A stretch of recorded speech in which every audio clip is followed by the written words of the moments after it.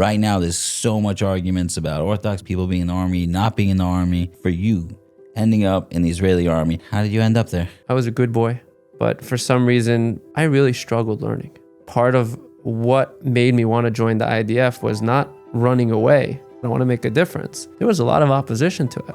There were people saying, hey, if you go there, you're not going to be religious. And I said, I'm not running away from anything. In America, we're in this dream. Like, people don't realize, like, you have 15 seconds to run to a shelter. I could actually make a difference. I could do something that is giving back in such an important way. Okay, guys, this following podcast may have gotten me the most emotional out of almost any podcast. I was talking with Ari Abramowitz from the organization Nevut, which helps lone soldiers in every single way. I, for some reason, got really, really fired up and emotional about just celebrating these awesome, awesome gems in our community, these lone soldiers that have volunteered to go over to Israel and fight to save the Jews. So we got into such an amazing conversation about his story and about the organization and all the awesome work they are doing and are going to do. And we talked about Israel and the war and PTSD. A little trigger warning, we did talk a little bit about suicide, so if that's something hard for you, maybe this is not the right podcast for you. Anyway, it was amazing. Remember to like, follow, subscribe, and put some comments. I love the comments. I love y'all. Enjoy. Hello and welcome to the Brainstorm podcast. And now, your host, Sonny Perlman.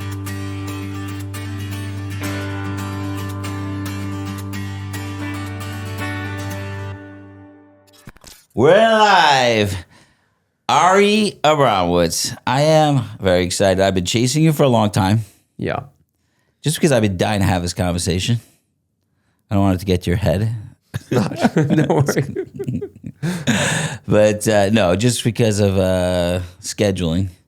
You're a very busy guy. So let's start there. But thank you for coming. Absolutely. Because you're doing awesome things. And you're going to tell us all about Nevut and all the awesome things. And I'll start with my first question, which is, every time I meet an Orthodox person who went through the Israeli army, I know there's a story. What's there? I don't know how much you want to tell or not tell, but how did that end up happening for you? Besides for all the stuff you're doing for everybody else, I'm talking about just for you. Ending up in the Israeli army. Right now, there's so much arguments about Orthodox people being in the army, not being in the army. I don't know if I want to go there, although it would be interesting because I'd be interested to hear what your opinion is on that. Sure. But it's not a very political show. What exactly, what's the story? How did you end up there? Sure. What's your upbringing? Okay, so I'll give everyone a little bit of my background just so you have a little understanding. My parents are actually Baalei Tshuva. And they grew up not religious, and they got connected to Rebbetzin Esther Youngreis, who is, if anyone doesn't know who she is someone that changed the landscape of Jewry in the United States and around the world in the 1950s, 60s, 70s, right after the war. She came out of the Holocaust, and my parents got connected with her, and they actually got, she made the shidduch of my parents. And that was the journey of my parents becoming religious, and we moved from Brooklyn, Canarsie, and we moved to Muncie. So, yeah, and my parents. Let me just stop you for a second with Esther Youngreis, because I haven't heard her name in a while. She is like one of my idols. Like, I think she was such a powerful, powerful woman.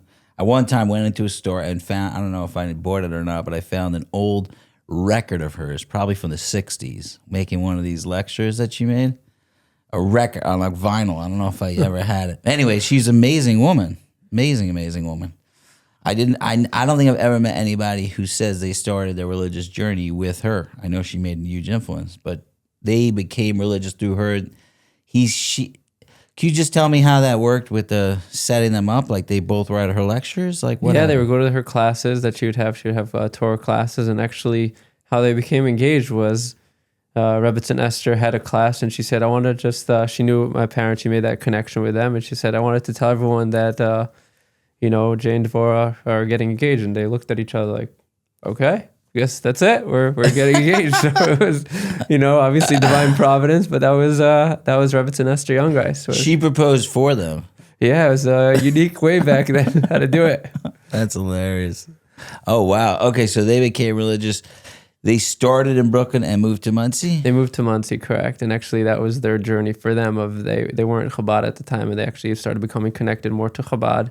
And so that was really my journey of, being a child. We grew up with being connected with Chabad and becoming more and more Chabad as I was getting older, and, just being part of I went to Yeshiva Spring Valley here in Rockland County in Muncie. Many of people know that. So not a very Chabad place. Right. So we were just still becoming, there wasn't any Chabad here yet. The Chabad community in Rockland County was tiny at the time. And, obviously where it is today, it's huge. But back then it was very, very small.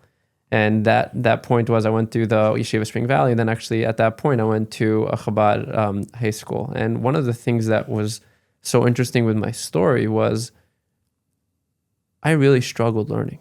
I was a good boy. I was someone that was always at school, was someone that really wanted to excel. But for some reason, the learning didn't come easy. Until today, it's still not easy for me. I still struggle with learning. Again, I try as much as I could, but it's just always something that has been my struggle. And I think that was something inside of me that I didn't realize was part of what made me want to join the IDF was not running away, was how could I make a difference? I'm going through school. I'm going through the system, doing my day-to-day of being there, learning, davening, and I feel kind of dead inside. But I'm not running away. I love Hashem. I love Judaism. I love every single piece about it. But I'm just having a hard time learning, and to the extent of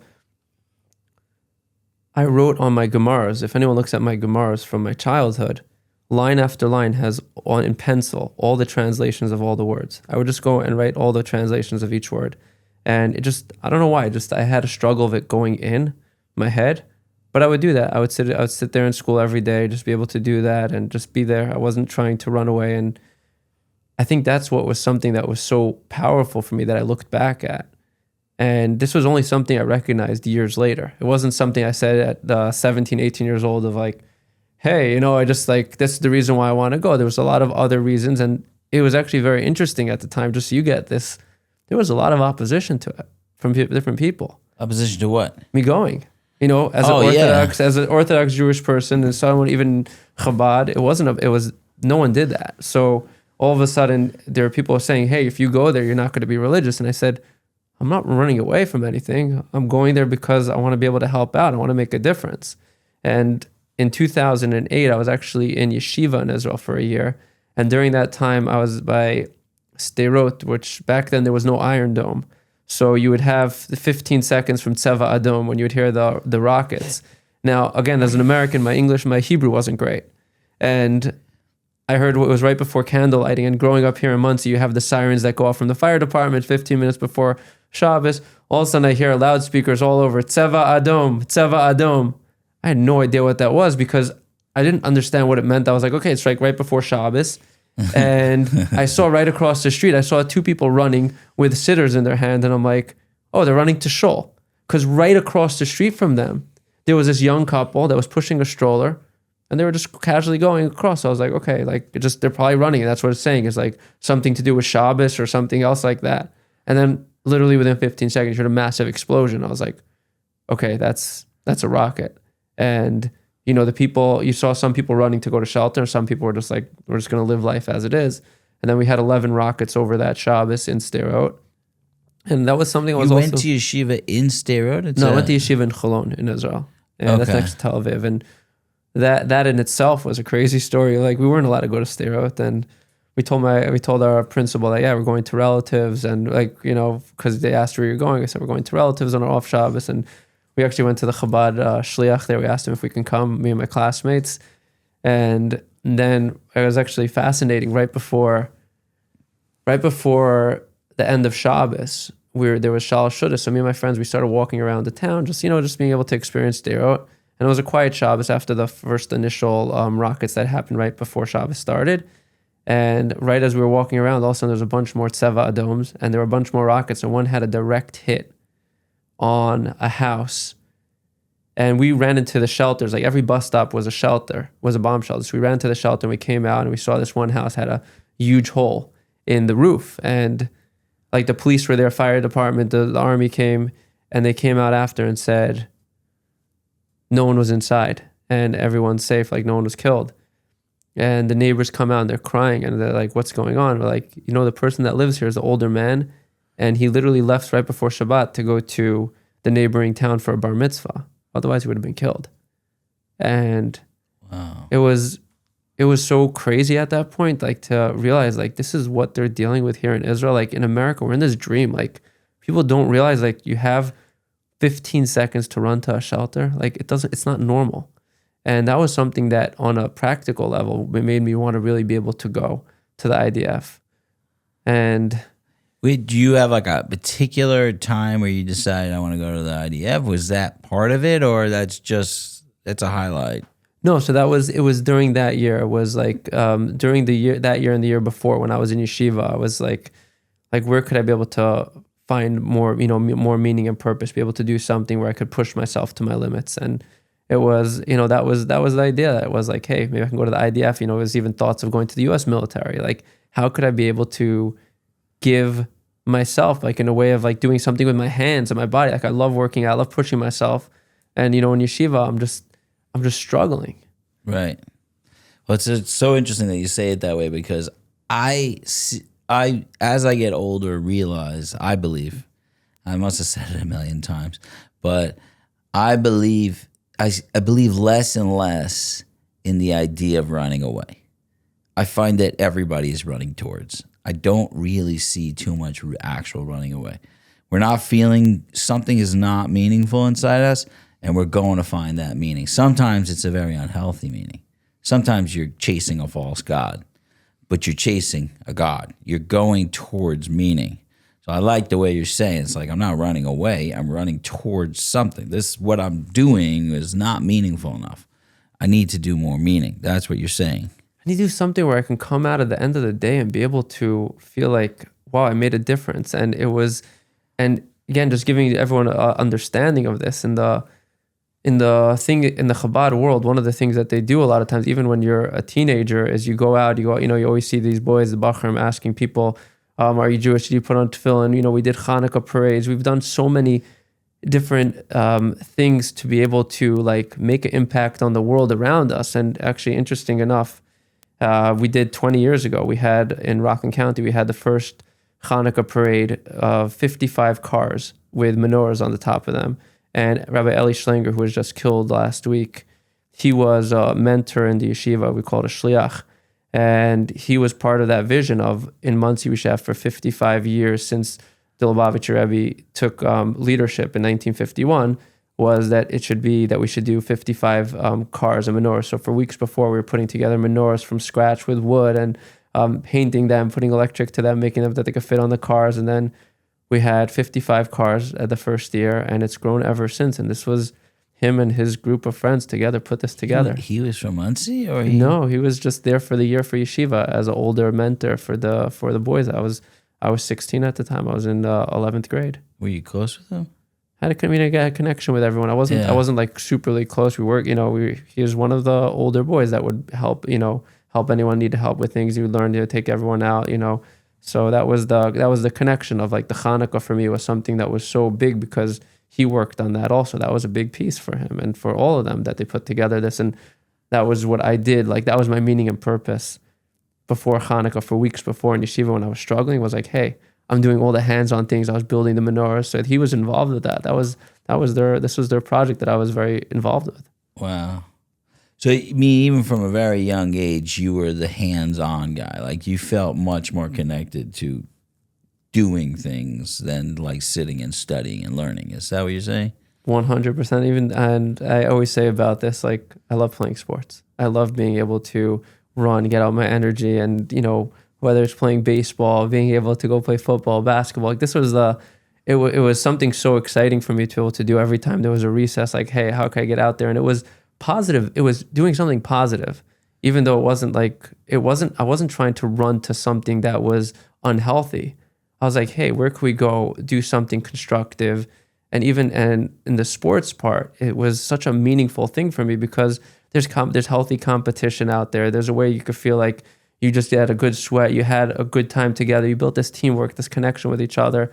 And I value that tremendously. And that's why I keep on going back to, I wasn't trying to run away from anything. I was, in the end, just trying to do something that was like making a difference, even for myself and for others around, but in a way of things that I connected with. It's interesting. I mean, this story it's kind of, well, actually, I'll ask you, sounds kind of rare to me because a lot of the lone soldiers that I've spoken to, usually their stories are, I'd say, more traumatic, more like their life really, really wasn't working out the way it was, and they chose another life. Sounds like you are talking about enhancing your life and taking your life to a next level or make it more meaningful. Do you find that to be true? Is your story like a lot of other people have a similar story, or is it more like what I think of it? Like the lone soldiers I met have been massive shifts. And now, to be fair, I will say, my kids are always saying this to me, everybody you know are the messed up ones. Like, if I know them, then it's possible they're the ones that are like this. But I don't know. Is that true or not true? I love saying it like this, that every lone soldier has a story. Okay. And that's the most powerful thing. That you see someone that came from outside of Israel to go and serve in the IDF. What's their story? What's going on? Like, right. Let's hear about it. And even for myself, it might not be that crazy of a life-changing shift, but I struggled in school. That was something that was very big for me, And like here it was, I could actually make a difference. I could do something that is giving back in such an important way. So I do see many, many lone soldiers are also struggling in different areas. Some had really big challenges, coming from broken homes, abuse, other things like that. They were bullied. There's stories to that.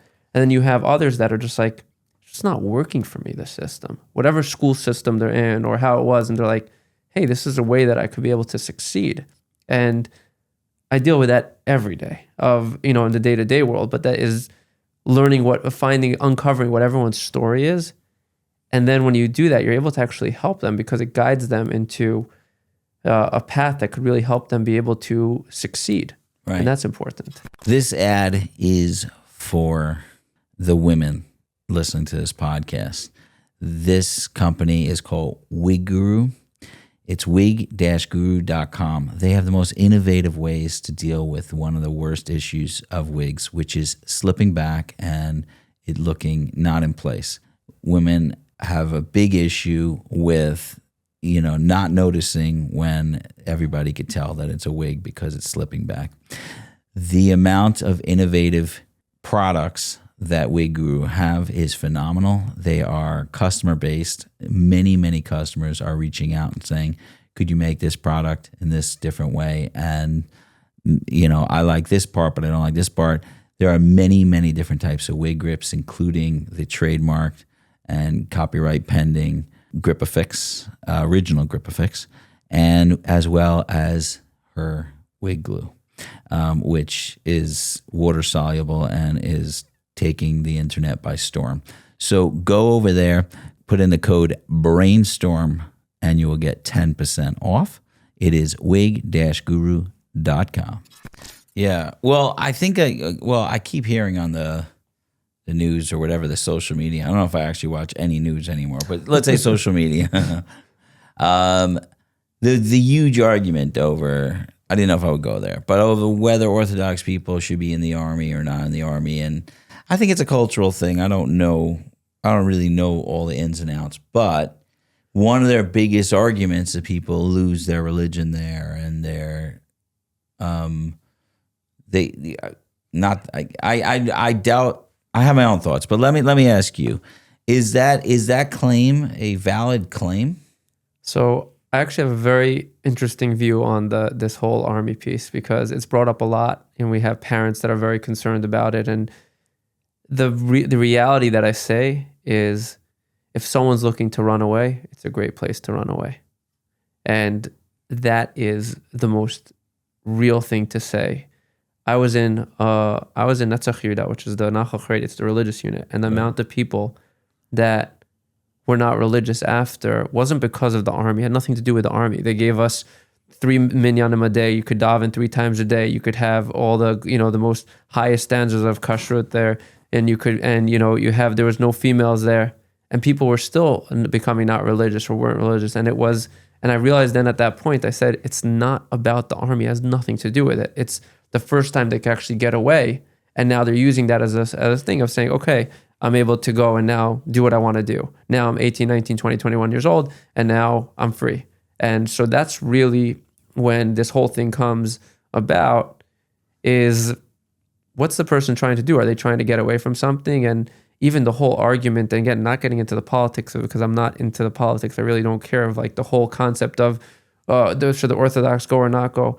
My opinion on this is, if you're learning and you're doing good there, keep on learning. There's no problem with that. You're doing something good. And again, obviously at the end of the day, they'll continue, hopefully they'll be able to contribute to the society, whether it's in the Chevra Kadisha, Hatzalah, there's so many other places to do it. But it's really about the people that aren't. And that's the big thing that I see, is when you're just on the streets hanging out, you don't know, that's like an important piece of, the army could do very good for a lot of them, because it could also give them a place of, they have 3 meals a day, they have structure, they have purpose, they have things to be able to go towards. So I don't ever tell anyone go to the army or don't go to the army. I will never tell anyone to that. I've seen too many people, struggle in the army. I've seen so many people be really successful. It's about that individual and really understanding their story, and them being able to say, okay, you know what? You're going to make that decision ultimately, but it could be very good for you. It could be but also for some people, it could be really bad for them. And we have to be real about that. And and I think the problem is in the general world, as we take a situation and we all of a sudden say, okay, this is automatically, if you go to the IDF, you're going to become not religious. For me, if I could tell you the stories of how I grew even stronger to learning Daf Yomi every single day in the army, and doing Chumash, Tehillim, Tanya, and Chabad, we do something called Chitas, doing Rambam, like I got so much stronger because there were so many people that said, you're not going to become religious. I'm like, it's nothing to do with that. It's me as an individual. And it was so shocking for people to see that. Was like, I went to my school, I'll just tell you a story. I went to my school while I was in the middle of my service, and I came back to America, and they saw me, I was wearing a hat and a jacket. And the principal said, oh, you came out normal. I'm like, what are you talking about? Like, I wasn't running away from anything. I was just trying to be able to find a place. I was in a school with 250 people, and I was one person that was so overwhelming for me. And you got to understand that. Like, I didn't do good in a place where there were 250 students, and I was one of them, and there was no one to talk to about it. It was very, very challenging for me. So that didn't work for me. Right. And what did you find in the army that did work for you? Like, what was it? The biggest thing that really worked for me was realizing and believing in this so much that you're there for a purpose. You're there to protect the Jewish people. You're going every day when you're up at night and you're staying up there. You're there because Hashem put you there, God put you there to be able to protect this town, this village. It could be grueling, the challenging things out there. You're literally saving people's lives 24/7. You're doing something. So now someone's going to say, like, someone told me before I went, why don't you become a paramedic, do something else? I said, it's just a different thing. And when you get to the army and you're in it, you're putting your life on the line for the Jewish people. It's a modern day Maccabee. And again, I'm not trying to give myself, it's like, but you're really doing something. You see the impact that you make in a small scale every day by saying, hey, I'm protecting here. I'm standing here. It's protecting those people that are sleeping right now in this town. My biggest memories, and that I still have even as a reservist today, I love going back to, is when I'm guarding at night and the towns are sleeping, the Jewish towns are sleeping, and you're able to see them because you're on a hilltop, you're somewhere else, and it's totally quiet, 1, 2, 3, 4 in the morning. And you're like, Hashem put me here, God put me here to be able to be someone to watch them so they could sleep, that their families could be able to sleep, that they can go to school, their kids can go, that they could be able to have normal life. There's nothing that I know of that's like so impactful like that. Yeah, it's wild. I as you're saying this, I'm thinking, what exactly. The only people that I see in the Jewish world that have this level of mission are Chabad, actually. Meaning doing the Mitzvahim and doing Shlichus and like there's a mission. But I don't think a mission like saving lives is comparable to anything else like that is out there. I'm like, as you're saying it, I'm thinking about my kids going to school or when I went to school, and like I can't even remember a sense of purpose at all. I don't think like the thing I was hoping for my kids in school was that just do no harm. Like, try not to ruin my kids. You know, I'm like giving you my precious children. I've done everything. I've given them love and given them everything. Just don't be mean to them. Like be nice, you know. And it's sad that I didn't have very high hopes. And the truth is, I was not. I wasn't shocked. I don't think anybody did inspire my kids. Anybody. Actually, my son has a Rebbe he really is close to now, which I'm really grateful for. But I don't think my kids came out all right. Nobody abused them, and I was happy. Like, that's incredibly sad when you're talking about that mission, that sense of mission. You're saving people. I almost want to cry about like that. I don't even know where else in our world we have that sense of mission. Do we have to send our kids to the army so that they could realize that they're amazing and they are changing the world and they have a mission in the world and there's purpose?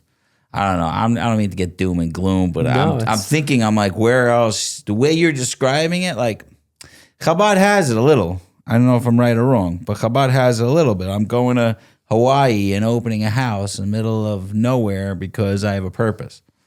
It's different.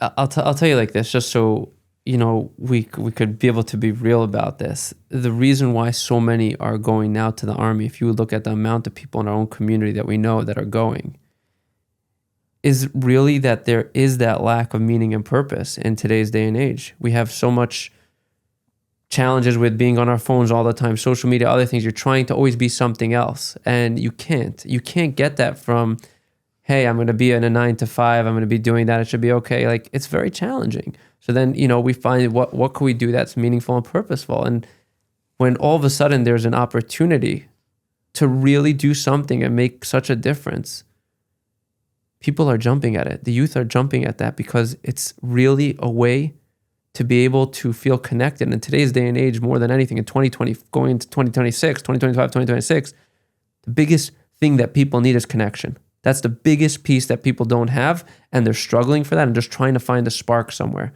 So now when you see that all these people are like, hey, I'm joining the IDF because, you know, I come from a broken home.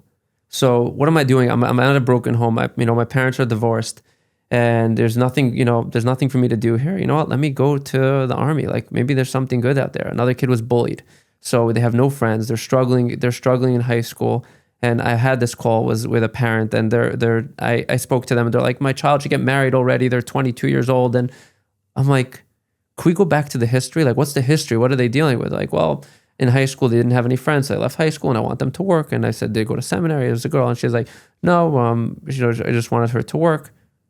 And she wants to go to the army. This is a crazy idea. I said, is it a crazy idea? Like, if I was in her shoes and I would see right now, like, I got bullied in school. I don't have any friends. And here I see pictures of like all these people hugging, friendships. You go part of this program, you join the army, all of a sudden there's friendship, there's community, the camaraderie. Wouldn't I run for that? Anyone would run for that. And it was the parents, once they realized that, was like, oh, okay, like that's what they're desperate for.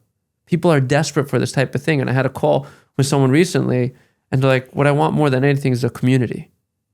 And I realized that they didn't have that here. They don't have that. So what they're looking for is like, where could I find that community of others that I could be able to connect with? And that connection point, being in the army, connecting with the people and connecting with the land, connecting with something greater than ourselves, is what makes such a difference. It's what makes such a difference. I'm going to say something that may be controversial, and I've been wanting to say this to you and we've talked about community and connection before, and I love that. That's one of the things that really we have in common, that we believe so much in community, and connection is the answer. I have this theory, and my theory is that PTSD is really not as damaging as people think it is, meaning it is very damaging. I think the real true damage is losing that community when you leave the Army. I mean, when you're in the Army and you're experiencing PTSD, but you have your brothers with you, you have your community with you, they're holding you, you could handle it on some level, unless it's like massive trauma.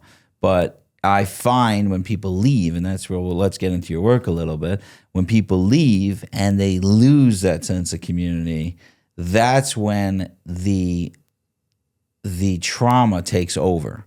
Meaning we could handle trauma if we have connection. That's actually my whole like philosophy with the sober livings is that I'm not trying to take away the trauma. I'm not trying to make you better and take away your problems. I'm trying to tell you that you could live a fantastic life, maybe even a better life because of your problems. Maybe you could help more people because of your problems. But the only way you're going to do it is if we do it together as a community, as a unit, and that type of feel. So my thinking is that we have been so focused on trauma in nowadays because we don't have the connection and people holding each other through the trauma. We don't have, like a lot of reason trauma works is we don't share it with anybody. We don't hold it with other people. So that's really where I am, and I'm really curious what you think, because right now we have stories of PTSD, and let's get into your work, but what do you think about that idea that I'm presenting? So I'll just so the community knows, just in 2017, I started an organization, my wife and I, called Nevut, which means to navigate, and it was made with this premise, what we were talking about in mind. You got to navigate in the military. How do you navigate? You use a map. Very right. Simple. What about when you finish life? You want to explain to the younger audience what a map is? Yeah. A map is what you have on Google Maps. I show my kids maps. They're like, what are you looking at? I'm like, this is so fun.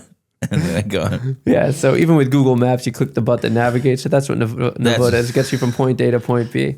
Right. So just so everyone knows about this, so you need a map. But in life, when you get out of the military, you still need a map. You need to get from point A to point B. How do you get there?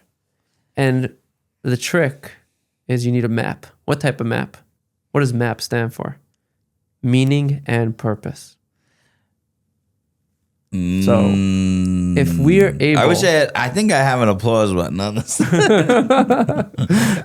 If you're able That's awesome. If you're able to have meaning and purpose when you finish, and meaning a lot of times is having that community, having a Northern Star, what you want to be able to do moving forward, it's going to make a big difference in your life. And so when we started the organization, we built it on 3 pillars. One was having a community, that your people understand each other, they're there for each other. And the other piece was the mental health, was helping people with finding therapists, helping pay for therapy, helping them with group therapy, having a psychological first aid and suicide prevention training. And the other piece was career. If you're at home all day and you're stuck in your room playing video games or just being in a really bad place, you're not gonna be able to succeed. But now, how do you do all this? Is exactly what you said, was community. If you have a community, then all of a sudden they're going to pull you out. They're going to say, hey, where are you, buddy? Sonny, why didn't you come last night? Come on, come out tonight. We're going out tonight. We're going to go to Topgolf together. Hey, you know what? We're going out next week. We're going skiing. You want to go do this. All of a sudden you're being someone that's struggling, and you're literally mitigating the PTSD. You're making it that all of a sudden it's going to lessen what they're dealing with because they're not alone anymore. And I think that's exactly what this generation needs. We need that community. We're done the days, I really believe, of this cookie cutter of, hey, this is how it works. You're just going to go get therapy, you'll get better. Like, you want to be able to succeed with this, after the military, you need to be connected with family. You need to have a feeling of family. And if someone doesn't have family, that's what we do, is make sure you have a family by being that family for you. And if you don't have that, you're going to really struggle. So family is critical. Community is critical. And that is what's literally saving lives every day. And it's very hard to be able to actually quantify it. So a lot of people are like, hey, well, what's the point of this event? You know what the point is? That when we know someone's struggling and someone reaches out to them and says, hey, do you want to just go out together? We'll go out, just let's get a drink, let's get a sandwich, let's get something together, let's get a coffee. That makes a big difference. It makes a huge difference. right? Just people knowing you have your people. Just knowing you have your people is the biggest thing. Are you? First of all, that was beautiful. Thank you. I just to give a little plug, I love the work you're doing. It's fantastic, and I hope you're very successful.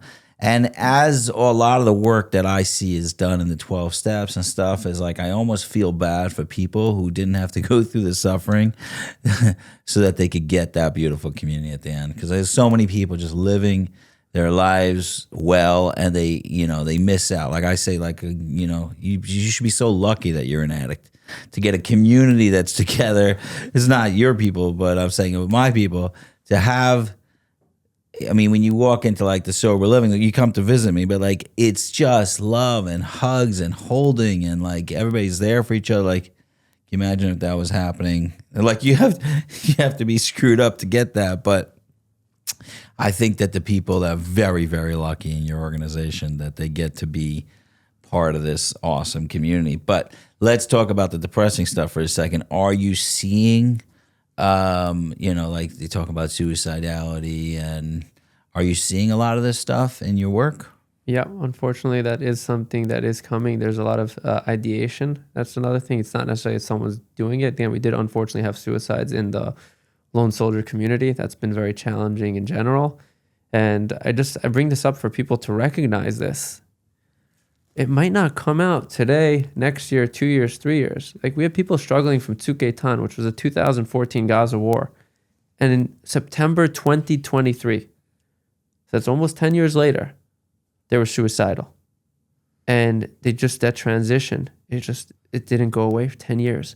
Now, again, on the outside to a regular, me and you, they'll look like a regular person, everything's fine. But when you have that community, and you're sitting with them at 2 a.m, exactly what you said, like the sober living, you're sitting with them, speaking to them. Then all of a sudden you find out what's really going on. You find them up at 2 a.m, frying up onions, frying up food. And you're like, is that a normal thing for someone to do? It's not, but it's a coping mechanism. There's other things going on. You see the relationships. People can't hold on to relationships. Other people are trying to figure out their ways. And I'll give you a bigger challenge. I'm a soldier. I'm a warrior. Like, I don't need your help. Now, all of a sudden, you're dealing with something totally different. You're dealing with people that are not ready to get the help because I'll be fine. I'm okay. And to break that barrier is such a challenging piece, but the way to do it is exactly how you do it, with love, with community, and being there for them. And you got to do that. There's no other way around it. Right. It's also fascinating because the soldiers have this, you could do it on your own, but everything about war and everything about fighting is about doing it as a unit. Like the movies, they have a guy running in, but there's no such thing. I mean, I have not been a soldier, but I'm assuming you could tell me more about this. But there's no such thing as walking into something without backup and people there for you. It's right. So the Army is really saying this idea. I love the Army. I wish there wasn't. I mean, I'm a little miserable about it now because my nephews keep being sent back into Gaza. Like, we think Gaza's over. My nephews are in Gaza right now, 100%, and it's terrible. I mean, my sister is like going through hell, like, and she loves this land of Israel. She's done. She's done with this war. Everybody's done with this war. But the good stuff of the connection and that community is in the Army, and the sense of meaning is wild. And you got to build it from here. I think the biggest challenge that many of the lone soldiers have, and people have in general, is it's easier to be fighting a war than fighting your demons outside the war. It's that crazy and that simple. Guys say that? All the time. They'd rather be inside combat than dealing with it, the day-to-day stuff, for sure. Why do you think that is? I mean, I'm asking the non-psychologist. Yeah, no, it's a very simple reason. Yeah. In the Army, you're focused on one thing, focused on the mission at hand. You can't even, you shut off your emotions. You shut off everything else.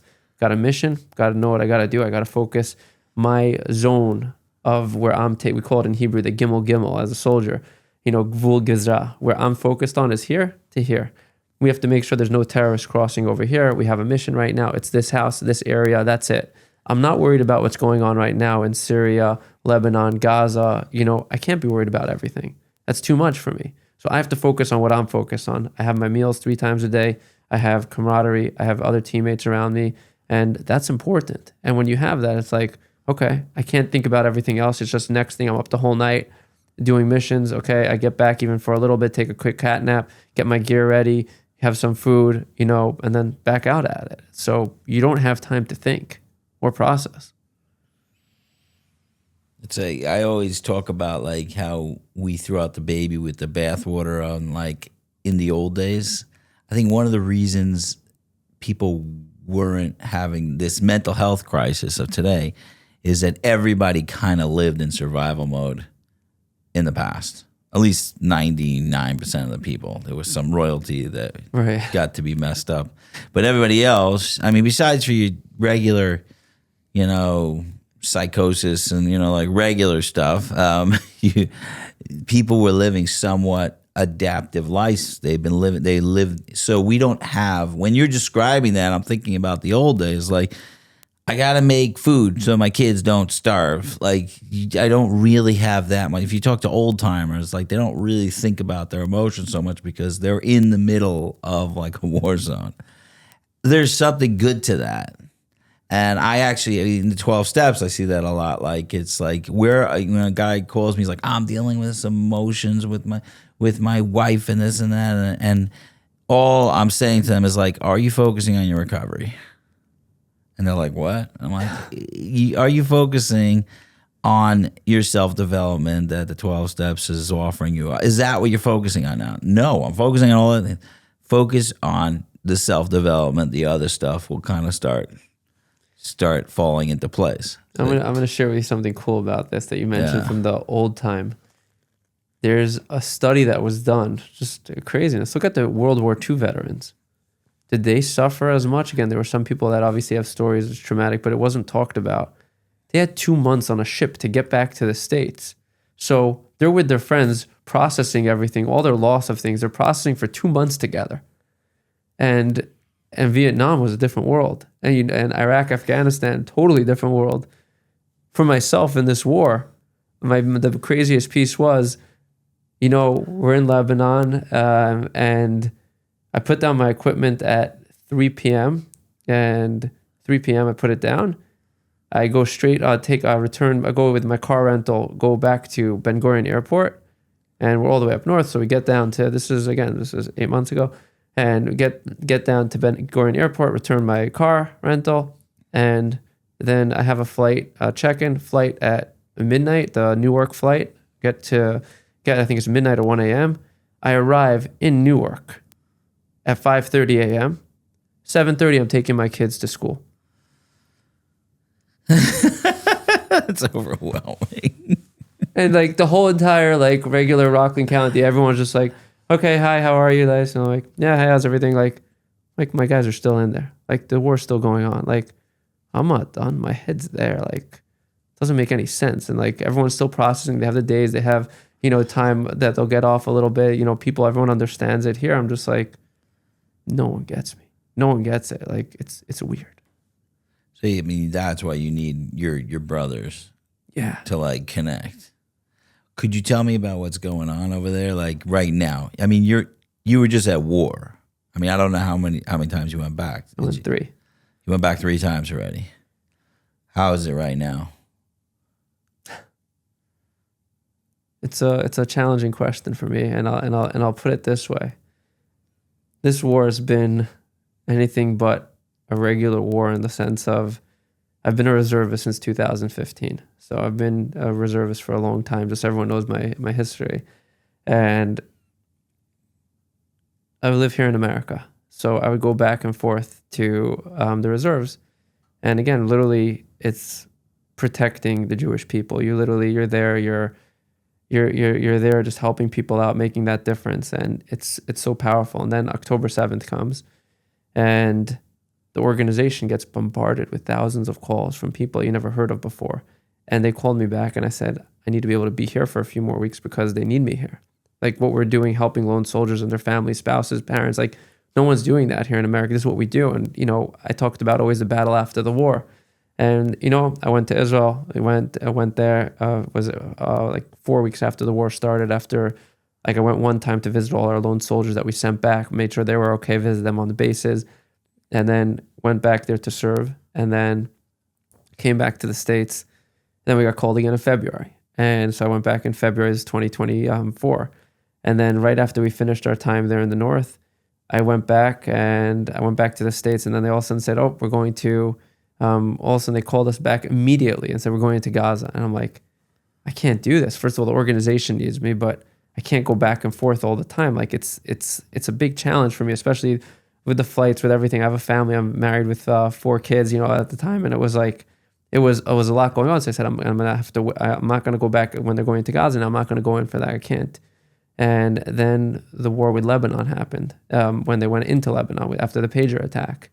And that itself was Rosh Hashanah.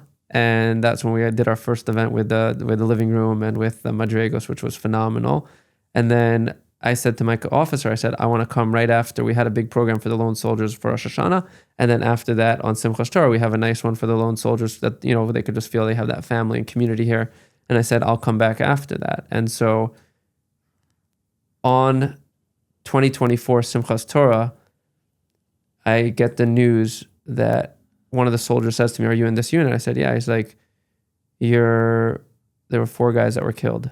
And there's 2,000, 3,000 soldiers. No, because you saw the lights just blink. Yeah. Sorry, I'm just checking everything. Sure. On. Yeah. I don't know what that was. All right. Yeah, so is like there are 4 soldiers that were killed. I'm like, there's 2,000, there's 2,000 soldiers in my unit. At least there's more than that even.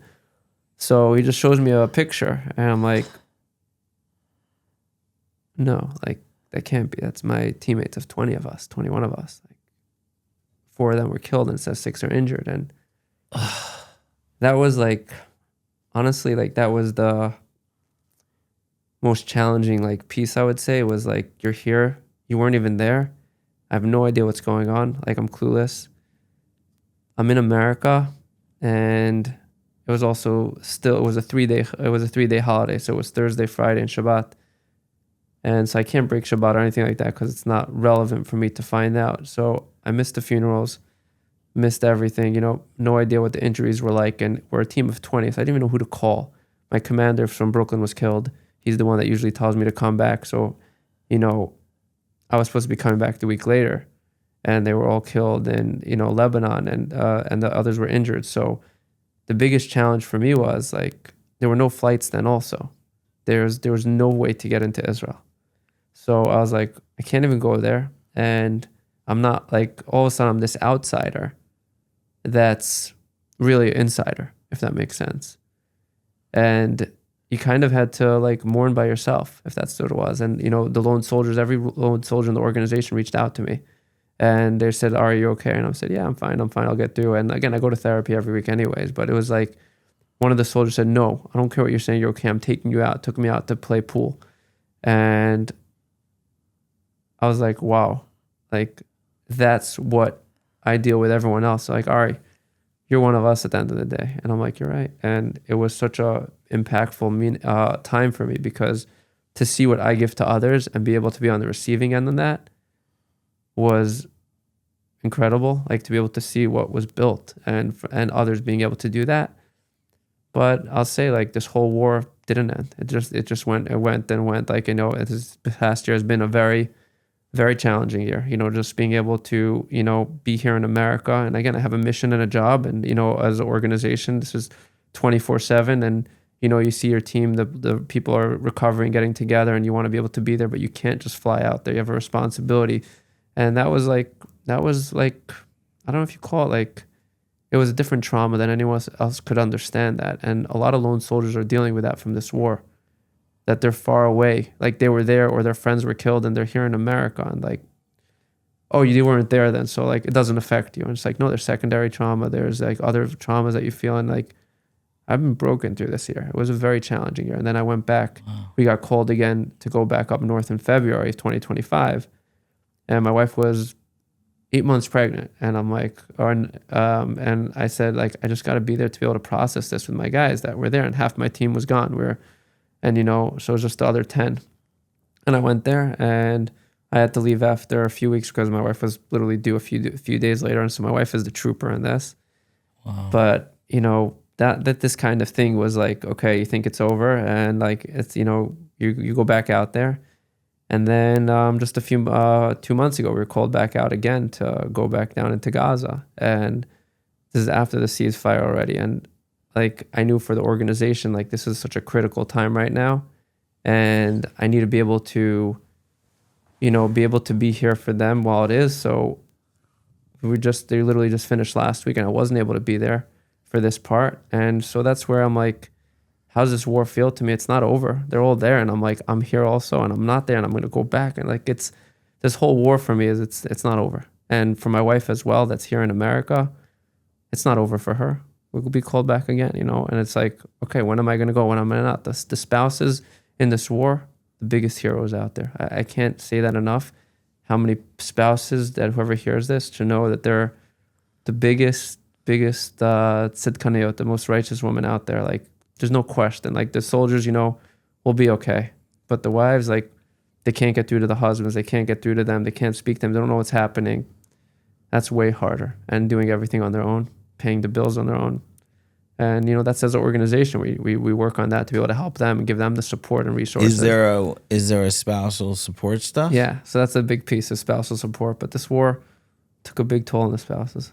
Divorces, people struggling with marriages. It's real. It's not for anyone that thinks it doesn't do that, they're very wrong. This war, it took a big toll. And I'm going to say just one more thing. Yeah.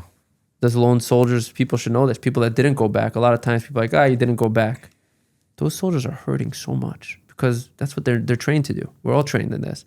And they couldn't go back because their spouse didn't let them, or it's not a good time, or financially for the family it wasn't working out, or some other reason, or someone's sick in their family, or it just doesn't make sense. They're in school right now.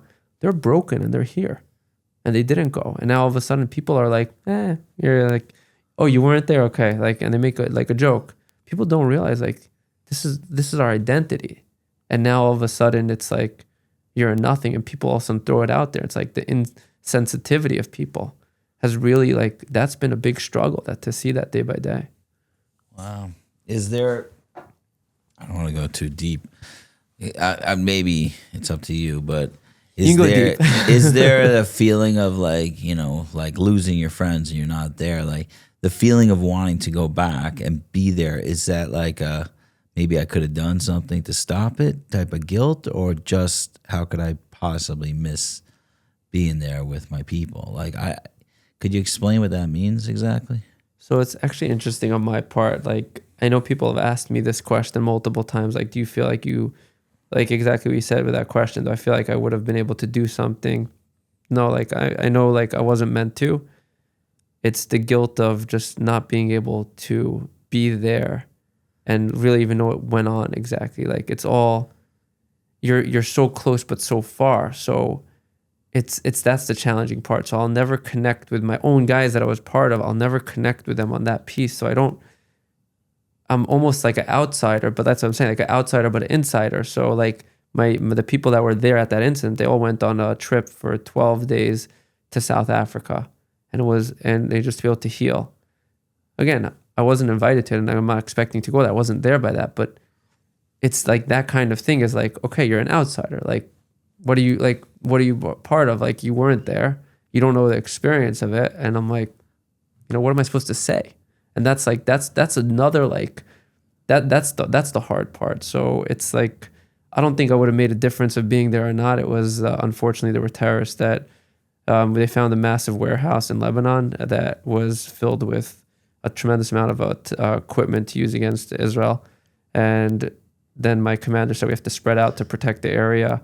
And as they were going to spread out to protect the area where they were taking away this equipment that they found, there were 3 terrorists that blew up an explosive, and it immediately killed the four teammates and, you know, injured the others. And, you know, that was you know, so there was nothing to do. There's nothing could have changed or anything like that. That's not the reality of it. But the reality is, like, the thing that I wish could have changed was just being there, being able to be part of that. Right. Wow.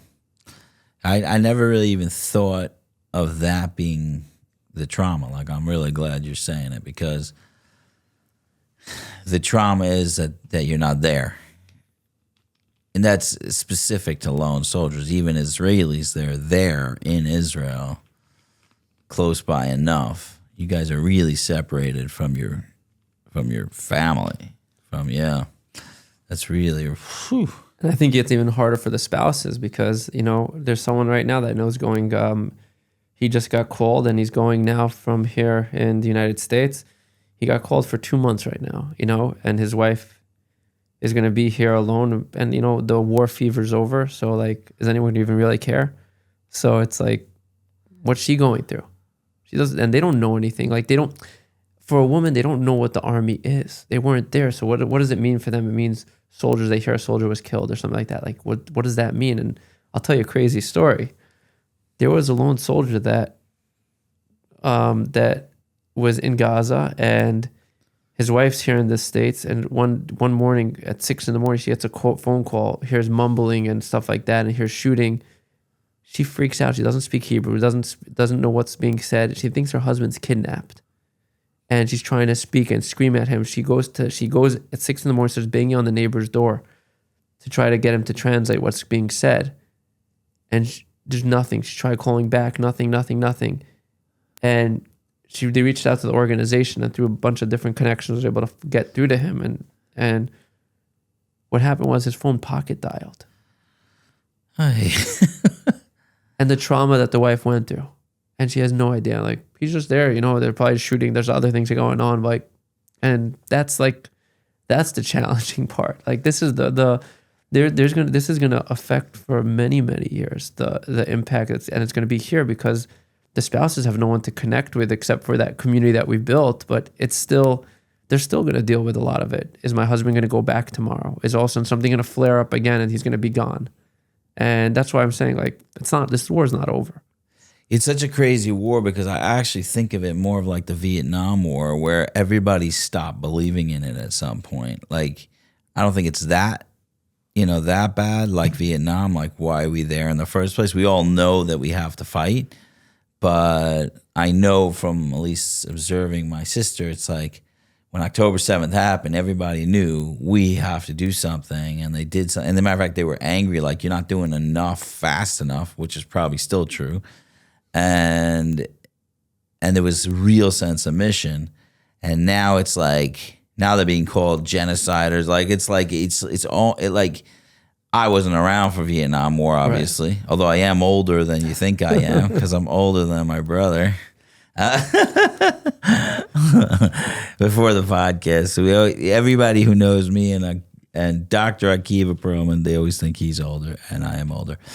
So that was that You'll comment. Take that. I'll take that comment. But I'm watching as this war, and I can't imagine how it's affecting spouses and other people, even the people like going in. Like, what am I still going in for? Like, just wrap this up. Israel has never really had wars longer than a month or so. Like, right. It's not a thing. We don't have this drawn out war. This is a ridiculous war. This is like an America war. Like, we just stay there forever and ever and ever. We're not into that. Right, and the army wasn't built for that, and that's the challenge. So it's because it's a civilian army and military. So, you have everyone that's has regular jobs. Like all the people in my unit, they're teachers, they're doctors, they're they work in the city council, they're regular people that we know that we see on the street, and now all of a sudden they just stop everything, go do their reserves for 2 months, and then they're just like, okay, now they come back and they have to pick up where they left things off or give it over to someone else. So it's definitely it's a very different war than anyone could have ever imagined. How do people afford it? They don't. I'm saying someone in America flies over there. When you said that guy's flying over there for 2 months, like, is he independently wealthy? Like, no, a lot of people. If I took off 2 months right now, we'd be in big trouble. The army gives a little stipend. It's nothing. They try to do some packages till you get the money. It's a sacrifice people are making. At the same time, the sacrifice is because Jewish lives are on the line. And that's something that people feel, and they'll still feel. And even though you say it's 2 years later, at the end of the day, as we see it, the war is not over. So, again, are there people that are going to say, hey, it should be done, we should do things faster and slower? And, there's all those arguments. And I can't go into that because At the end of the day, even as a soldier, no one has any idea what's going on. It goes up to the top. You know, the soldiers on the ground. However much people always ask you, hey, what do you think of this opinion and that? We don't know nothing. Like, they're not going to share with us because you only need to know what you need to know. And that was a thing that they did with the military because they don't want people, God forbid, ever getting captured and knowing too much stuff, because that's a real issue. Right. And so, you know, you just know what you know, and that's it. And you just go with what your mission is. But people aren't, the soldiers themselves are not like talking among themselves like, why the heck are we here? They're not doing that at that point? Oh, sure they are. They're having the conversation. I'll share with you one of the best stories that happened during this war. It was so inspiring for me. We were getting, Hezbollah was sent over like mortars and rockets towards where we were. And like a few minutes later, like, you know, so you just hunker down for a little bit and then you come out and like a few of the guys were talking. I hear them talking. They're like, hey, it's crazy what's going on. And they're talking more about it. And I'm like, okay, like they're talking about this war. And all of a sudden, like, it's crazy what's going on the college campuses in America. I'm like, guys, seriously, college campuses, we're in the middle of getting bombed by Hezbollah. And like, here you're worried about like what's going on with Jewish life and, you know, in college campuses in America. And it was something powerful also. Like, wow, they, you know, even that, you know, they care about what's going on, our Jewish brothers and sisters all around the world. And at the same time, also, you know, everyone has their opinions, and it's just, it's very fascinating to hear everyone's opinions. That's such a like meta story. I don't know how to say that another way. It's like you're in the middle of a war zone. I have a funny game that I play on people in the Shtachim. Okay. How do you say Shtachim in Hebrew, in English? I don't know. I mean, but the settlements. The settlements, right? Right, the settlements. The settlements people are the toughest people out there. I love them. They're amazing. Sure. They're amazing. My sister's out there. And they, and I have the, my game is this. All I do is I say, man, it's really dangerous to live in the Shtach. And then I count how long it is before they tell me about school shootings in America. So it's like they're very defensive. Like, right. What do you mean it's dangerous? This is where we live, you know. So it's just the game I play like that. Like they start talking about school shootings in America, like I know anything about that. But that's how they say it's dangerous to live in America. I don't think they understand what 350 million people is. But whatever, we'll figure something out there. So I do think something is important is the resilience of the nation in general is crazy. And again, I wonder how it's going to be generational traumas moving forward. I think that's something, you know, we look at. I think the biggest example is, you know, the war with Iran. Like, okay, ceasefire is going to happen at 8 a.m. between Iran and Israel. At like 7:40 or 7 o'clock, whatever it was, they had a ballistic missile kill people in Beersheba.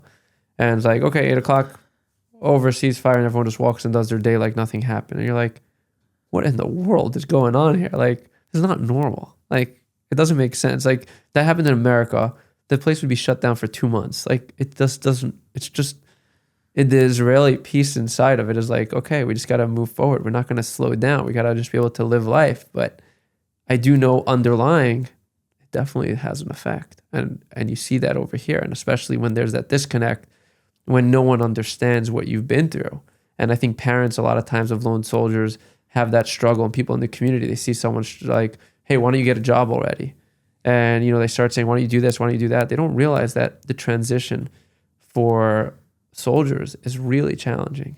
Going from yesterday I was here, today all of a sudden I have to find something else. People don't understand. I can't get along. There's a lot still going on underlying. I might be called back again. And this is something that we deal with every day, of being able to work with these lone soldiers and their families, of being able to understand that and be able to really make those connections, help them be able to really find the places and the opportunities for them to be able to grow and be able to find the jobs out there, just be able to help them get back on, because that transition, people don't realize, is really, really tough. Are there particular jobs that are a good idea for, like, do they have employers that will hire someone understanding they might leave or they might be struggling with their stuff, or they don't really want to deal with that? You know, it's a mixture of everyone. There's not like, someone asked me the other day, like, what is it like? What field does everyone go into after serving in the military? There's no one field. They're all over. You have employers that do appreciate it, some don't. The big question comes down to, with the climate in America right now and around the world, do you share about putting that your military experience on your resume or not? And I think the big piece that we always come as an organization, we say 100% you should put it on, because you don't want to be working in a company that you're going to have to feel like you're coming out from Vietnam, where you're like, hey, I can't even mention it, like you're a bad person, because that's really hard. And I think that's one of the things that will attribute to this transition back in the States. What people don't realize right now is it's been very, very challenging for so many. We had a lone soldier, his family business was got graffitied all over it because he served. There's stories like that multiple times, and people are scared to be able to share that they served in defending the Jewish people. Right. And so you're coming back right now, and it's just hush hush. That's gonna affect you, because now you're keeping it all inside. Yeah, and it's also something you're so proud of, and now you got to hide it. It's like the craziest thing. It is funny. Okay, I'm not gonna say the funny thing. Sorry, told myself a joke in my head. How are you dealing with this rhetoric that's happening in America? Is it affecting you at all, or you're just in the Jewish community and you're not really seeing it? I mean, I go on news and it's like, so I have an interesting thing. TikTok thinks I'm a Muslim, and Instagram thinks I'm a Jewish, like Israeli. So I go to TikTok and it's just hate-filled Muslim stuff, and I go on Instagram and it's like I got all the liberal stuff. So they somehow I got split on the algorithms. So I don't know if it's affecting you, but I mean, the stuff, you're coming back super proud. Your people are coming back proud, doing all this stuff. How you dealing with the fact that everybody is saying all this nasty stuff about this? It's a real challenge. There's no question about it. It's the first thing is about a lot of the soldiers are less worried about themselves and more worried about their families. So, hey, like, I'll be okay. But if it comes down to like, now my family's getting attacked and getting graffitied and all that, like, that's what I'm worried about. My brothers, my sisters, my parents, like, I'll handle myself. I'll handle myself if I need to. I'll be able to go out there. But if all of a sudden right now it's my family members and everyone else, that's really hard. And, they have all these sites where they're putting up names of people, and it's very, very challenging right now. The climate is not a good climate in that way. And I think that's why, we always talk about we have to add more light, and, it's just very, very challenging for anyone coming out. And I keep on seeing that is, what we do is, it's on the down low, and it has to be on the down low in the sense of, I want to respect everyone, what they're doing, who they are, and I don't need to share their faces and their pictures and stuff like that, because that won't do good for them necessarily. Even though, it would be nice for us to be able to share with it on social media or other things like that. There's a lot of things that we do besides for the confidentiality of the mental health aspect stuff of the organization, and just helping people in the well-being. But just about even events right now, every picture I have is all blurred out with everyone's faces. We don't show these things because we want to make sure that everyone's okay, and people don't want people to see them that they're associated with certain things. So it really is a problem. I can't even imagine it. I can't even imagine that feeling of like having to hide something that you're so proud of. It's just wild. I know that I've been driving around with my car has like an Israeli flag. It's weird. It's very, very weird. It's like in people's faces when you do that. I don't always have Israeli flag because they get ripped up. I don't know. They don't make good quality ones. I don't know. Right. So I got to keep buying new ones, and they're rare. Nobody's putting them up on their cars anymore. But the idea of fighting for a country, being so proud, then you got to blur your face for fear of people judging. It's wild to me. Very hard. It's very wild to me, that idea. Has anybody ever personally come over to you? Have you been to any of the protests or anything like that? Anybody personally come over to you and say, like, challenge you on this, or that's not really something? So me personally, I stay away from these type of protests. We have lone soldiers that are part of our community. They go into Columbia University, and when all the protests out there, they're proud to be Jewish, who they are. We saw there was Toronto. There were some soldiers speaking as well, and they, all of a sudden again got ambushed and by all these anti-Israel protesters, and just it's Was that the video where they were throwing the people out the room? stuff like that. Like these are That was an amazing video. Sorry. Yeah, it's just like sad, but it's sad we have to deal with this, and the biggest challenge that you see what's going on is it's just people have no idea. They're so. If you want to use the word, they're so they don't even know like what the war is about, and they're just like, oh, okay. They just start saying, oh, you're part of Israel, then you're a bad person, and you serve there, and like not realizing like no, they're the people that are going there have the biggest care for life. We want people to live. We want the world to be safe. We want the world to have peace in it, and literally, there's terror out there. And the same way of 9/11 having a terrorist attack in America and also uniting the people, October 7th. We saw that what went on. It's terrible, and it's been happening for years. October 7th wasn't the beginning of it. It's happened for many, many years before, and we kept them pushing it under the rug, and that's what caused the place now that they were able to pull hostage to hundreds of civilians as well. This is something that's been brewing, but the world doesn't see it that way and sees us as the aggressors, and we're this tiny little country, and then even the people that are here.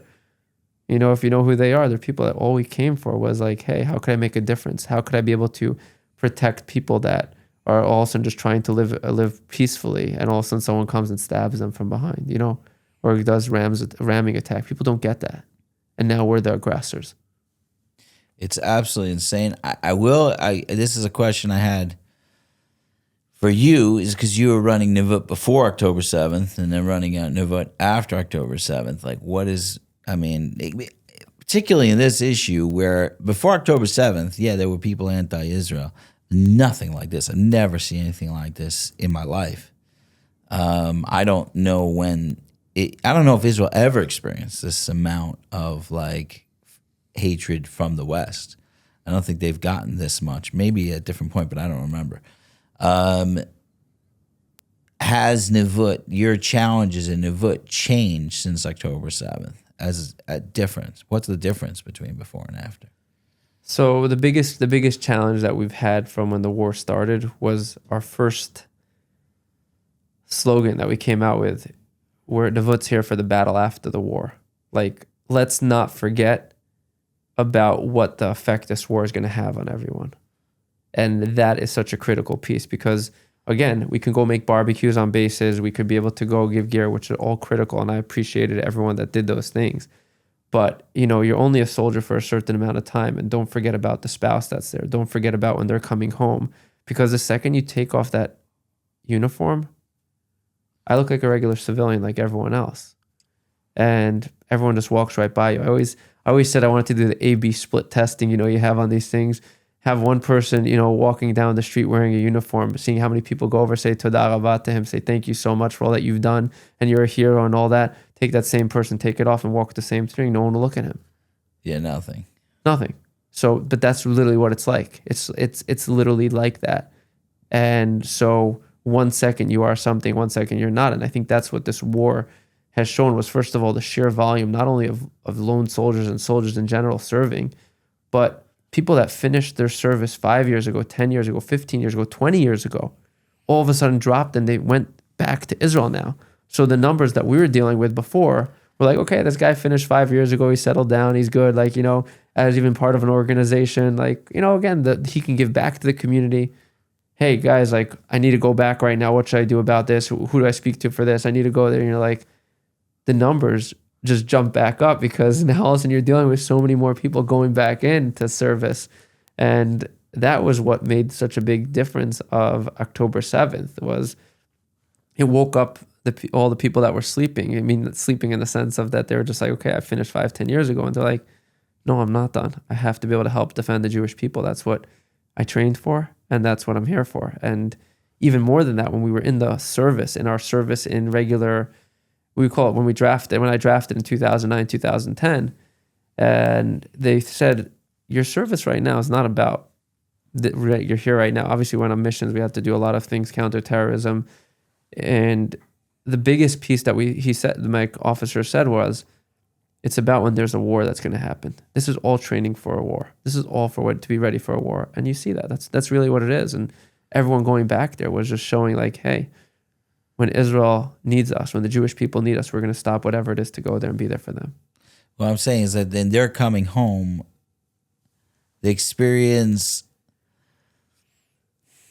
I mean, I first of all, I mean, I think one of the big differences is that everybody now is seeing action. I don't know how to say it another way. There are a lot of soldiers that went and didn't really see action. I don't know how to say it that way, right? I don't know if I'm saying that right or wrong. I have no idea. But they weren't at war. Now everybody pretty much has been at war. I was particularly curious about that. I'm calling in my head the Vietnam effect of everybody coming home. Someone told me recently that if you meet a Vietnam veteran, you should say welcome home to them. Now, today. This is like, I don't know, they're probably very old right now, like in their 70s. And they said because when they came home, one of the biggest traumas is that no one said welcome home, like what you're saying, like because they were against the war. So something that they went and lived their life and fought for. And they're soldiers. They weren't, again, they weren't in the like, should we be here, should we not be here? They were following orders, defending their country to the best of what they think is. And then everybody at home was crapping on them, I don't know how to say it a better way.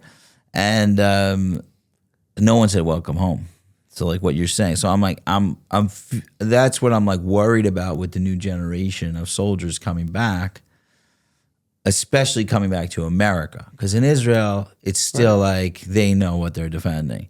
If you're coming back into America, it's almost like, even the fact you got to cover their faces, that I get that in terms of confidentiality for an organization, maybe because of mental health and stuff like that. But even like a fear of like being judged for being a soldier in Israel, that is so sad to me. So I guess my question was more on that, where are you finding more people suffering more from this war than from like, at least they used to be really proud? Yeah, for sure. There's no question about it. You see that. You see that 100%. The people that are coming back here right now are definitely struggling in the way of that they can't share about it and they can't talk about it. And there's a few that are outspoken. You know, they speak out there. They go on social media and they push it out there, and you know that's what you hear about. But a majority don't do any of that, and that's definitely something that you could see is affecting them, because I think to the extent of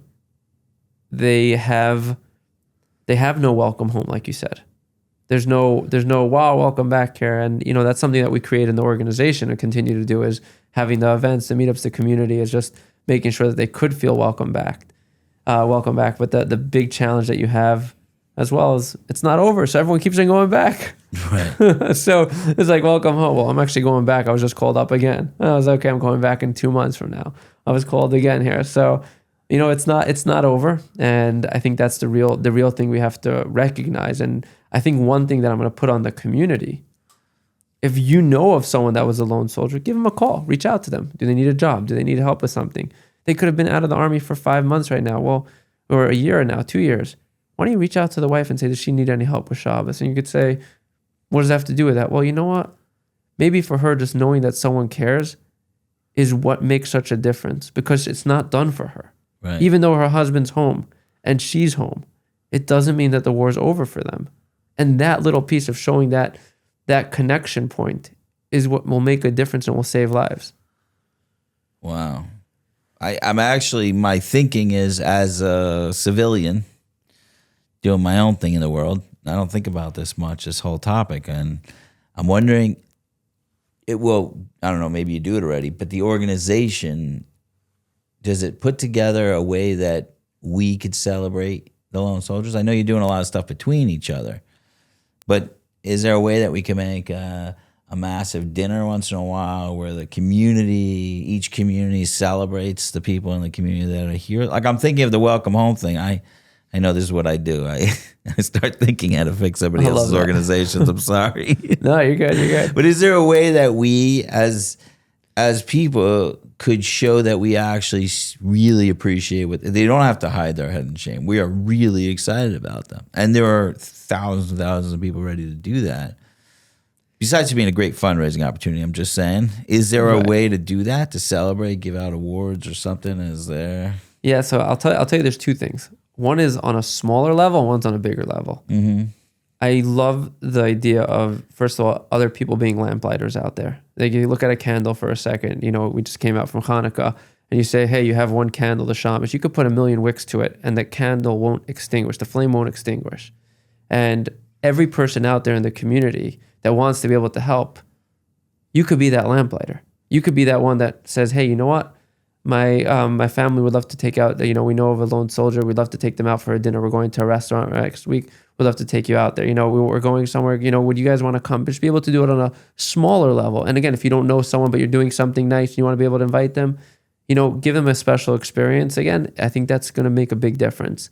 And on a bigger level, some people don't like to come into the big crowds that we talked about. Yeah. But the award piece is such a big piece. That's something that we're working on right now, is being able to give awards to everyone, just to be able to know that they're recognized. But even from a community or a shul, or even in your own town, being able to get a citation from the mayor or something else like that, and someone has a connection with that, or says, you know what, our shul would like to be able to do that. Do you have 2 or 3 people in the area, or 5 people? Let's do it by our dinner that we're doing. We had that with another organization. They were having their organization dinner, and they said, could you bring lone soldiers? And we brought 20 lone soldiers, and they get each of them a bottle of tequila with it saying, from us to you, thank you for your service. It's so nice. It was just and they felt so good about it. And they just had a picture with all of them together. It was a simple little thing that enhanced their lives in a way of saying, thank you for all that you're doing. Well, I want to propose that you have one Shabbos of the year that every shul celebrates their lone soldiers. I love that. Because I'm saying, as a person on the outside, not thinking about this, I want to say welcome home. Right. That's what I want to say. And the fact that someone sacrificed their life for me and my family, my family there, us as Jews, people really don't get that we have a land of Israel and that we could go somewhere when the crap hits the fan, right. Which it is, which 100%. We see in Australia, which we see in where it's I mean, the fact that we have security guards by shuls is a reason to leave. It's what is happening? How could we possibly have security guards by shuls and think that's normal? Right. They don't have security guards by churches or mosques. We got it only by shuls. It's the craziest thing in the world. And you guys, anyway. So I'm throwing in more things because besides for donating, I feel like the people, I think it would be very special. I don't know. I want to throw something to you and to everyone that's going to hear this is yeah. Nevut is an organization, one thing we made, but for me, it's bigger than that. It's a concept. What could we do for our lone soldiers? That's what it is. That's what I want it to be. And I tell that to the lone soldiers. What could we be able to do? Empower the next one. Be able to, what could I do in my own hometown? What could I do to make a difference? It's like I said, it could be making a simple sourdough. It could be making a challah. It could be just being able to give them a call. That in itself literally saves lives. And I see it happen daily. And I had that the other day. Someone told me he had an event and he invited one of the guys that he met by another event that we had. Again, not a soldier, a civilian. He invited them. That made a difference for the soldier because the soldier told me, that was a big deal that I was able to go, that they invited me. It felt so good to be able to be recognized. So just as everyone listening, just be able to go and just take that first step. Go reach out to someone. Someone that even if their daughter or son is in the military right now, why don't you just give them flowers for Shabbos? Why don't you do something simple like that? Just take that first step because you don't know how hard it is for a parent that their child's far away, that's serving, and that's a struggle for them. And you can make that big difference. You could put such a big smile and give them that they know that we're here for them. And that's what I want Nevut to be, is besides for the organization, as a concept. Let's be here while we're thousands of miles away. Let's be here for the people in our own community. Let's be here for them because they've done everything for Am Yisrael. They've done everything for our family, for our homeland. We got to do whatever it takes to make sure that they feel okay and that they know that they're going to be okay. Oh, I'm really resonating with what you're saying because I know with the work I'm doing also just a tiny bit goes such a long way and people don't realize that. Right. There are tons of people I don't have money. I'll send me $18, but there is so much we could do. I feel like I'm putting more work on you because I think you need to say, Throw it on. That's what it is. We got to do this. yeah, you need to put a thing on your website that says click here and donate flowers to someone for Shabbos. You got to put it. Sorry, and you said, and then they just put the money in and it goes to someone. I don't know. I'm coming up. I want to throw this out to you. What happened? There's a community, and that they give flowers to some elderly people for Shabbos, and when this war broke out, they started giving to the families of lone soldiers that their spouses, that their husbands were in the war, and that made such a difference. And one week I was there, and they just needed me to go deliver one, and I was so happy to do it. And they're like, it made such a difference just to be able to give them a flower. So like, wow, thank you so much. And what is it for? What is this? Because of who you are, because of all that you're doing for all the Jewish people. That's it. Incredible. Wow. I didn't ask you why you started Nevut. Like, why? I mean, everybody could have started. Like, what was your drive to do it? The biggest drive that happened, one of the biggest things was there was unfortunately a soldier that wanted to take his life. And we got therapists on the phone right away. This was in California. And I was on the phone with him and the therapist for 3 hours. And that was when I realized that there's nothing here outside of Israel for these lone soldiers when they come back here. We're not in Israel anymore, so we're not getting that support there. And we're not U.S. veterans, so there's no VA, other things like that are going to support them. They don't understand them. And so this was an opportunity that just taking that first step, like the flowers, of like, we just got to do. There's a fire burning. We got to be able to make sure to do something about it. And that's like, what the Rebbe always talked about, being a shliach, like you said with Chabad, like put your heart and soul into it. And this isn't just an organization. Someone says to me like, hey, like, do you work here as a full time? Like, first of all, we get calls 3, 4, 5 in the morning, but this is beyond full time. It's everything about the life, the place where, that the soldiers know they can come to, they can call it. They feel they have a home that they can come to. There's a place for them, that they feel there's Shabbatons. They have events that are happening. And, it doesn't make a difference if you're not religious, you're a girl, guy, it's for everyone. Whatever unit you serve, we're here for you. And when they feel that way, it makes such a big difference. I gotta tell you, I mean, I've had a lot of people on my podcast. I'm like feeling very, very emotional on this podcast. I just, one of the things when I'm working with addicts is that it's hard to love them because you kind of blame them. If you're not understanding addiction, it's like hard to like be like, dude, just stop using drugs. Like I'm not using drugs. Like stop. Obviously, I understand much, much deeper, and I understand that it's a whole parsha. We could get into it, but I'm saying, but this is like to me like an absolute no-brainer that like we're sitting here and we're fighting for the land of Israel, and these are people that signed up, went over there, and fought for us, and then continuously go back for us. To me, these are like the precious gems of our community that we need to take care of. And they shouldn't be hidden. They should be celebrated. They should be, And I'm not saying that you should put them up on your website. That's not what I'm saying. But I'm saying is that in their communities, the community should know you have precious people here who have taken they have risked. They didn't need to do it. They did not need to do it. They're not conscripted like the Israelis. They went over there and did that and fought for you, and then they're hidden.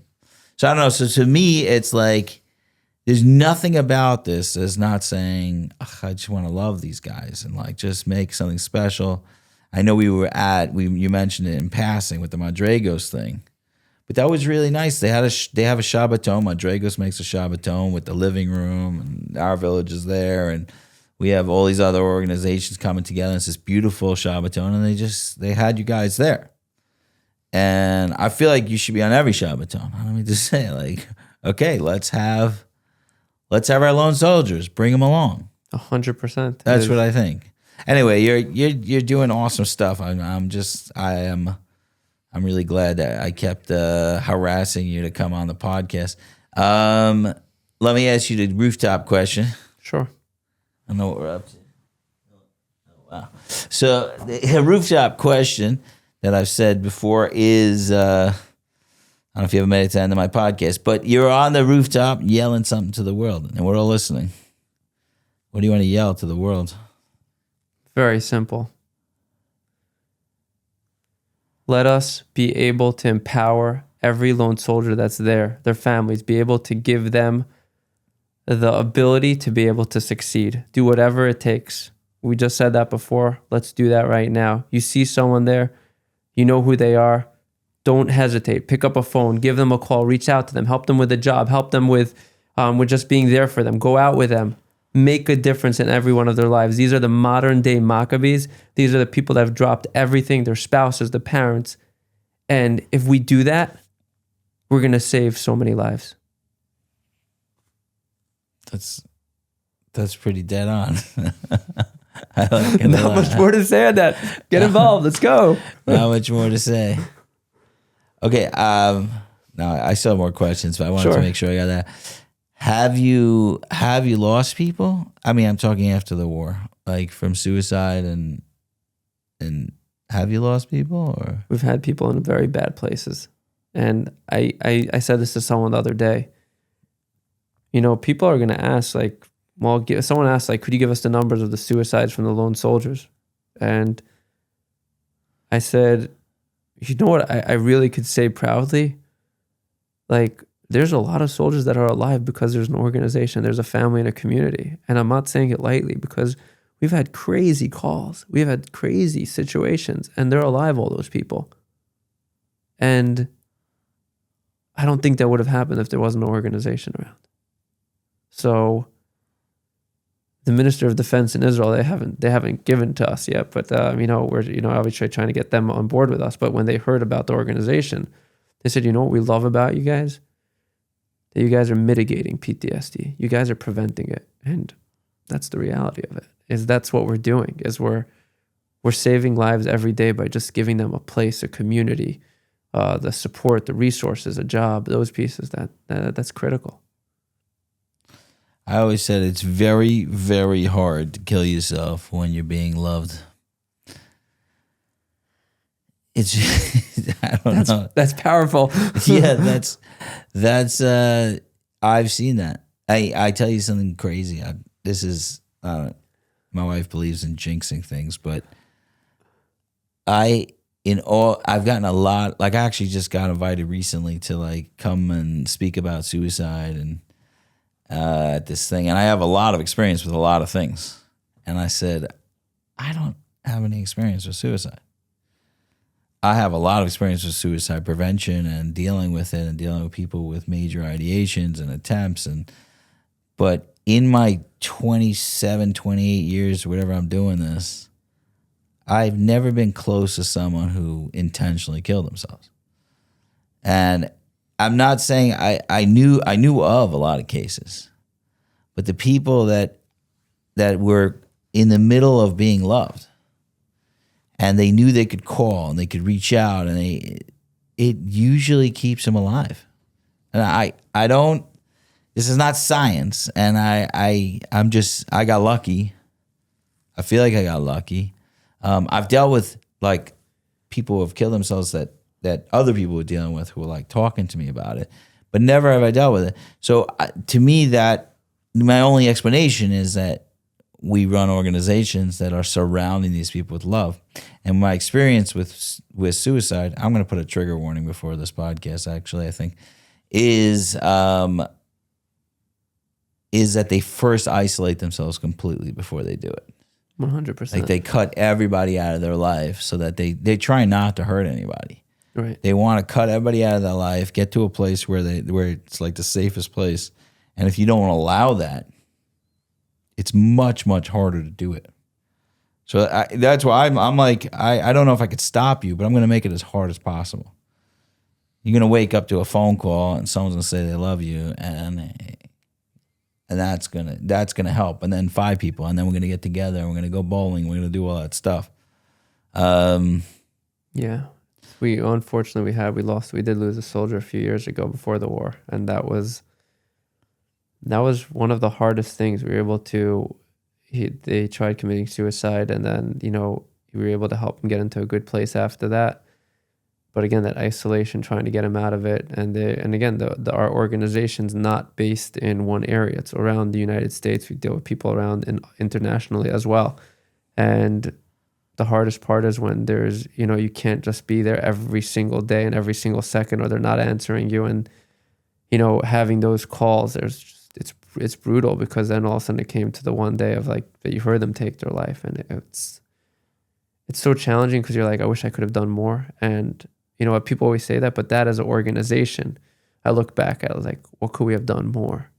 And, I'd say that the positive of it was, he was able to be on this earth for another 5-6 more months because of the organization. So that was the little bit of light that I took from it. Yeah, which means something. But I will say, what I'm listening to you, and I think that you're not realizing how many people could join your forces. Meaning, it's like you're using only insiders mostly, and there is some outsiders. We need a lot more outsiders. But my thinking is like, just every shul should know, like, just the idea that if there's a lone soldier in shul, there's an aliyah. Like, just like, that sounds like a simple thing, but like, recognize, like, they should know that when they come in, they're our like golden children. I don't know how to say it better, but if we don't say that to them, that a person who fights for the Jewish people, I'm like very passionate about this right now. The person that I'm more passionate than you, I should be a spokesperson. There we go. The person that went voluntarily and fought for us, yeah, you should get an aliyah. We're giving some guy with a long beard an aliyah. I don't mean to say it's nice. Long beards are great. What I'm saying is, like, that's chashuv. That's chashuv. At a young age, making that decision to go and do that, and to go back to Miluim, you could get away with it not going, right? For sure. They keep going. I think one thing that's challenging even for myself is, recognizing what you're saying right now is, I'm like, big deal. We're just a soldier, like, just go back there. It's like, you don't even see it. It's so hard because I live it as a soldier. So it's like, okay, like, what do you mean? Like, you're just, I'm just like everyone else. What is it? So it's like, you're saying all these things, but it's very hard to see that because, I'm just like, another soldier, and we don't look at it that way. But, when you bring that up as, if I have to put on an organization hat and that I'm not a soldier for a second, it makes perfect sense what you're saying. Like, everyone in shul, like, be able to give the person aliyah, help them with a job, find out how they're doing, check in with them, go out with them, do things with them. And a lot of times I get, caught up in that piece because I'm like, yeah, we're okay. Again, we do a lot of good work, obviously, but, sometimes I just, even internally forget about these things because I'm a soldier myself. All right, I made a decision. I'm making a kiddush in my shul for my lone soldier. I'm gonna ask Chaim. There we go. Chaim Meisel's davens in my shul. I'm gonna ask him all the lone soldiers. He'll know them. There we go. He has a few in your area. I'll make a kiddush. I'll make a go get together. We'll make a big kiddush for lone soldiers. There you go. Maybe I could join your movement a little. I love it, man. I love it. All right. Any burning desires? Anything you want to talk about before we get back to our busy days? The biggest thing I think for myself that I feel is important is the war right now is coming to a close in a lot of ways for people, and they're able to move on. And the biggest challenge for many of the soldiers is they're going to be carrying an invisible boulder behind them that no one will see. It's only another friend that served with them or served understands that and sees them with that. And I want every single person that's listening or watching that, like you're saying, that the movement, to recognize that they have a boulder with them and help them lift it, help them push it forward, help them with it. And don't become complacent that everything's all good, they'll be fine and all that. in 2028, 2029, 2030, still checking on them. Go out with them because they're going to live with that boulder for their life. And if people don't realize that, that's the problem. And if people do realize that, they're going to save more lives. I love it. I think that it's very important. Like what you just said, that like I'm a soldier. I'm going back to that, and I don't really see what you're saying. Is indicative of a community that is not expressing how they really feel. I don't even think they have to change the way they feel. I think when I say that they have to be celebrated as the gems of our community, they have to be celebrated. I think that everybody thinks that, but they just don't pay attention to it. So you've kind of bought into it, and everybody's bought into it. And I think the idea of us taking a time to celebrate what we really think about these lone soldiers, I think that it'll be such a big part of the healing. I just think it'll be part of the healing to know that you can walk around like with your your head up and your shoulders back, and like even if I do nothing for the rest of my life, I saved the Jewish people. Right. Like that's something to be proud of. 100%. So I don't know. I think that's our job, and I would definitely I'm gonna put my money where my mouth is if I can find any money. I'll make a kiddush. We'll start with a kiddush. We'll work from there. There we go. I'm in my head. I'm ready to join your organization because in my head I'm like one Shabbos a year. I don't know. There's got to be a good. Is there a good fighting parsha? What's a good war parsha? Like fighting a Amalek parsha or something. One Shabbos a year. This Shabbos. It starts today. Oh, okay. So now you're getting Lubavitch on me. It's today. Right. When you hear this podcast, that's the Shabbos. Yeah, we should pick a Shabbos, and it should be Lone Soldier Shabbos, and everybody should do it. Everyone should do have campaigns in every shul and celebrations and all that awesomeness. And if it can't be on the specific Shabbos, just do it in your shul on that Shabbos. That's it. Just do it. You're not a marketer, man. It's one Shabbos. Okay, deal. We got one Shabbos. We'll make that. We'll make a big Shabbos all across the country. I love it. I love you, man. I love what you're doing. You're awesome. Thanks for coming in. Absolutely. This was a great conversation. I thoroughly enjoyed it. Me too. Really did. Thank you for this day that I've been given. Thank you. Thank you. Thank you for this chance. Thank you for this chance to live anew.